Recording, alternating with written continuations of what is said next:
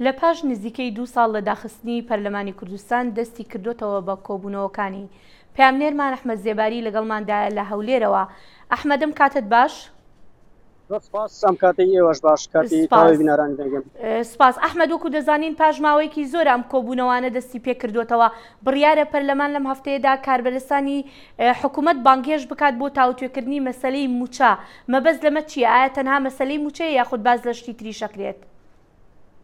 بەڵێ وەک دیار و نێزی 4 ساڵانە قەیرانەدارەی هەرێما کوردستانی بەگرتێت. دوێ قەیرانەدارەی خەڵک بگشتی gelek بێتاقەت کiriye. Bi taybetî di nava wan da milyonek û 305,000 fermanberên Herêma Kurdistanê moçeyê wan ji bo riba moçe hate kêmkirin. Vê yekî jî gelek bêtaqet kirin û deyan xwanîşandan kirin. Deyan cara daxwaz ji parlamentê ji hikûmetê kirin ku rêk ji moçeyê wa were vedîtin.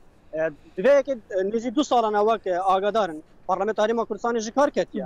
Piştî 2 salan dest bi civînan kiriye. Divê parlamenta ku li piş min diyara Parlamenta Herêma Kurdistanê dest bi civîn xwe Dewan civînan da hêro dixwazim ek bijim dewan civînan da serokatiya parlamentê bi serokên fraksiyona wê nêjina racivîn pêkaniye gotiye em ê hikûmetê bankêş bikene nava parlamentê de ji bo yekî ku sîstema xwe ya moçeya nû ji me ra deb bide diyarkirin û em jî giftugoyê vêca biryara bo civîn were destskariya moçeyê were kirin ji bo yekî.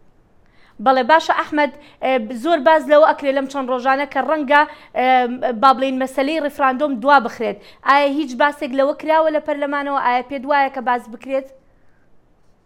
هەموو ئەو وڵاتên mezin yên zilhêz û yên derdora Iraqê jî yên ku hatin Herêma Kurdistanê û bi berpirsiyarên bilind yên Herêma Kurdistanê ra civîn pêkînay daxwaza paşxistina referandûmê kiriye. Lê li Parlamenta Kurdistanê yasaya referandûmê pesend kiriye ku 25 vê mehê bi rêve biçe.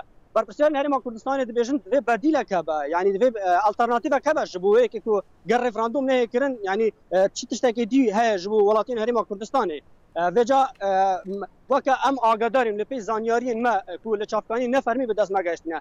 Ger referandûm jî nehê kirin, bedîla referandûmê divê wereqeyek hebe, wereqeyek hatibe amadekirin û ji val UN ve îmza li ser hat bidekirin û Meclisel Emn û welatên mezin cêbecê bikin û bedîla referandûmê ji ber ku vê yekî jî qursaya xwe heye, senga xwe heye weke referandûmê. Ger referandûm di niha de were kirin li Herêma Kurdistanê, yanî wek hûn agadarin.